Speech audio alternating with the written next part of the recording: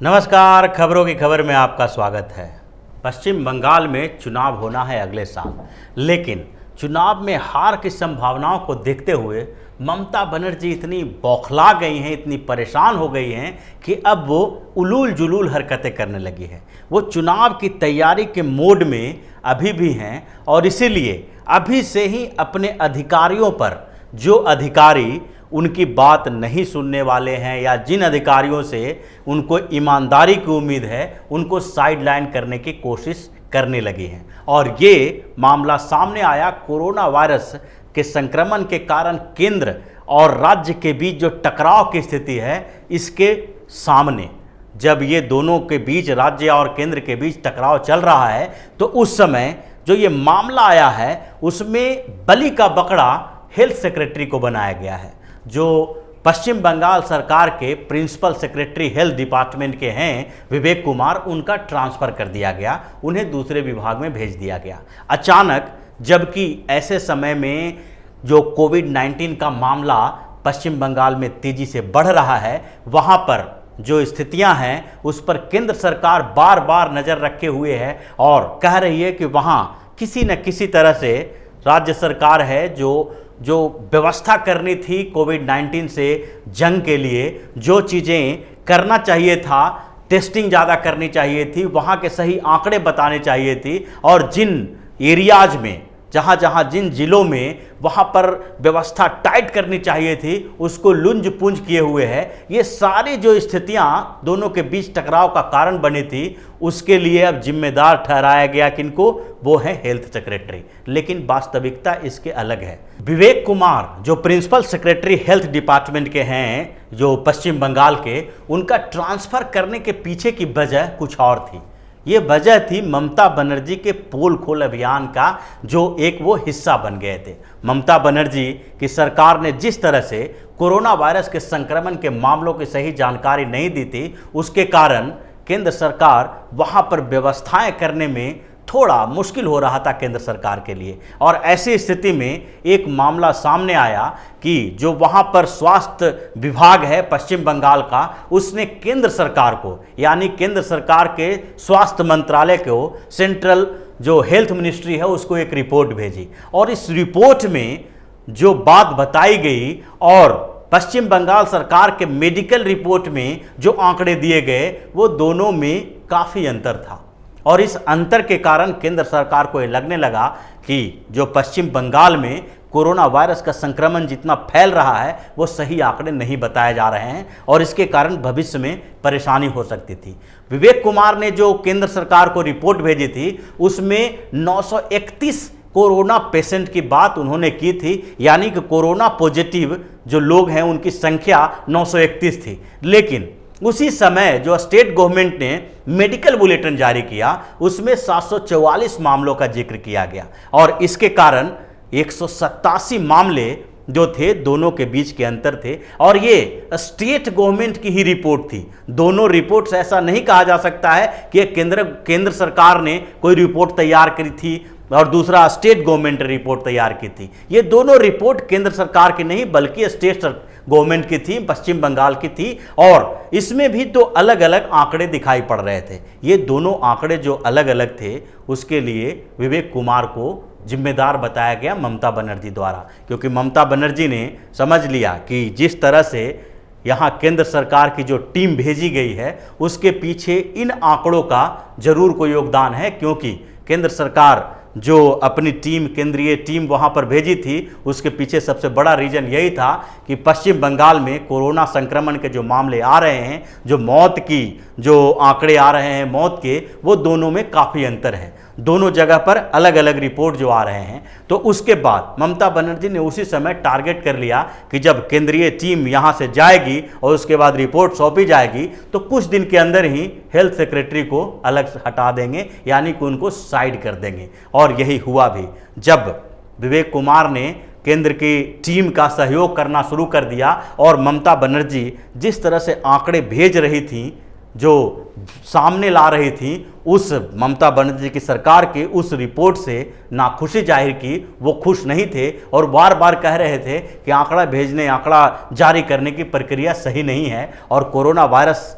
कि संक्रमण के इस दौर में कम से कम राजनीति नहीं की जानी चाहिए। और इसके कारण जो ममता बनर्जी के चहेते वहाँ के प्रिंसिपल सेक्रेटरी हैं राजीव सिन्हा, उनसे भी उनका विवाद हो गया था और दोनों के बीच विवाद इतना ज़्यादा बढ़ गया कि अब ममता बनर्जी को उनमें से विवेक कुमार को हटाना जरूरी लगने लगा। इस तरह से ममता बनर्जी हेल्थ सेक्रेटरी को जो हटाए हैं उससे राजनीतिक विवाद भी पैदा हो गया है, क्योंकि हेल्थ सेक्रेटरी को हटाने के पीछे अगर आप एक वजह बताते हैं कि यहाँ कोविड-19 के जो मामले आ रहे हैं वो मामलों में अगर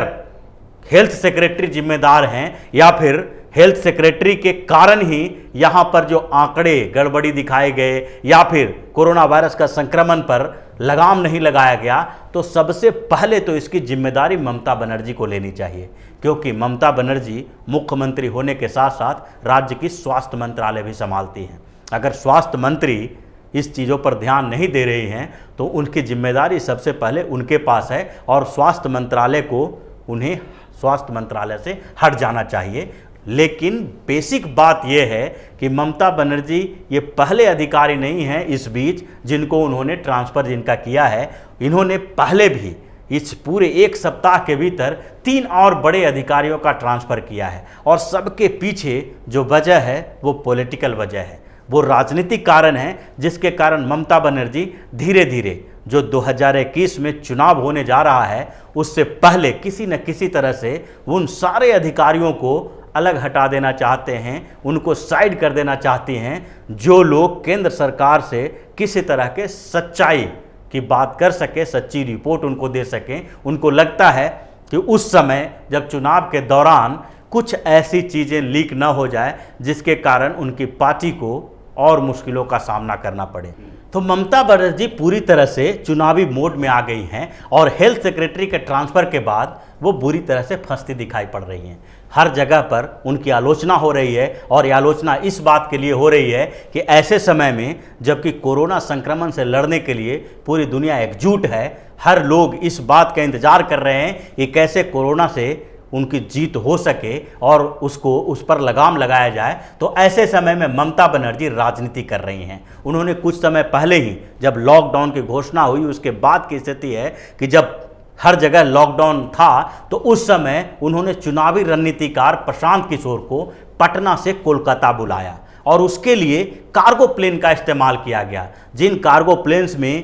पीपीई किट और टेस्टिंग किट्स वगैरह जो कुछ खाद्य सामग्री ये सारे चीज़ें सामान मंगवाया जा रहा था, उस कार्गो प्लेन का इस्तेमाल किया गया प्रशांत किशोर को कोलकाता बुलाने के लिए। प्रशांत किशोर की कंपनी आईपैक वहाँ पर पश्चिम बंगाल में टीएमसी के लिए चुनावी प्रबंधन का काम कर रही है और वहाँ उन्होंने कुछ समय पहले एक रिपोर्ट दी थी और इस रिपोर्ट में बताया था कि लोकसभा चुनाव जो 2019 में हुआ है उसके आंकड़ों का विश्लेषण करते हुए उन लोगों ने कहा था कि 129 विधानसभा क्षेत्रों में बीजेपी पहले नंबर पर रही थी और 60 विधानसभा क्षेत्रों में बीजेपी सिर्फ 2-3 हज़ार वोटों से पीछे रही है। लेकिन सीए और एनआरसी पर जो टीएमसी की नीति रही है, जिस तरह से ममता बनर्जी ने लगातार केंद्र सरकार के सीएए का विरोध किया है, एनआरसी के लिए एक कन्फ्यूजन वाली स्थिति पैदा की है, तो इन चीज़ों को लेकर जो ये मुद्दा मिला है जिससे भारतीय जनता पार्टी पश्चिम बंगाल में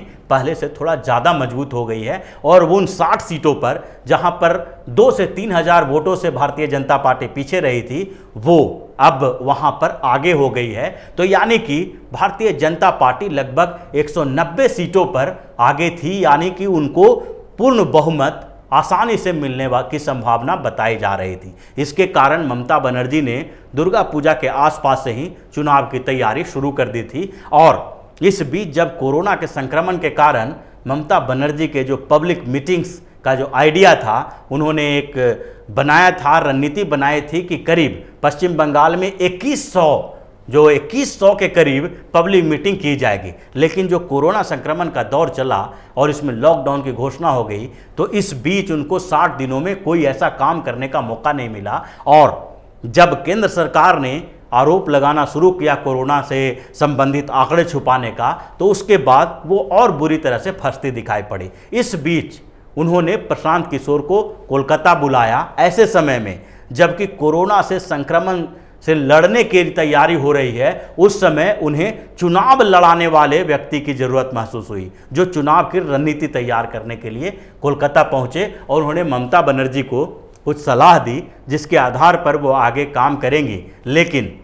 जो ममता बनर्जी की परेशानी की असली वजह थी वो यही थी कि उनकी कुर्सी जाने का खतरा बढ़ गया है। और यही कारण है कि ममता बनर्जी केंद्र सरकार की आलोचना करने का कोई भी मौका छोड़ती नहीं है। हाल फिलहाल में जब प्रधानमंत्री नरेंद्र मोदी ने सारे चीफ मिनिस्टर से बातचीत की तो उस समय भी ममता बनर्जी ने रटे रटाई बात बोली। उन्होंने कहा कि केंद्र सरकार जो है, मोदी सरकार है, जो राज्य के साथ पक्षपातपूर्ण व्यवहार कर रही है, अलग अलग राज्यों के साथ अलग अलग ट्रीटमेंट इनका है और पश्चिम बंगाल के साथ दोहरा व्यवहार किया जा रहा है। इससे पहले भी जब केंद्रीय टीम भेजा गया था तो उस समय भी ममता बनर्जी ने राज्य के मामलों में हस्तक्षेप का मुद्दा उठाया था, जबकि उनकी जो केंद्र की टीम थी सिर्फ पश्चिम बंगाल नहीं गई थी बल्कि राजस्थान भी गई थी, महाराष्ट्र गई थी, गुजरात और मध्य प्रदेश भी गई थी, तेलंगाना और तमिलनाडु भी गई थी। 10 टीम बनाई गई थी और अलग अलग राज्यों में भेजी गई थी। लेकिन ममता बनर्जी के अलावा सारे लोगों ने कोऑपरेट किया और ममता बनर्जी उस समय भी केंद्र का सहयोग करने के लिए तैयार नहीं थी। लेकिन इस बीच स्थितियां बदल गई और अब ममता बनर्जी इतनी बौखला गई हैं कि उलूल जुलूल हरकतें करने से भी बाज नहीं आ रही हैं। तो इसी तरह की खबरों के साथ फिर से हाजिर होंगे, तब तक के लिए बने रहिए हमारे साथ और देते रहिए हमें सहयोग, ताकि इसी तरह की खबर हम आपके लिए लाते रहें। धन्यवाद।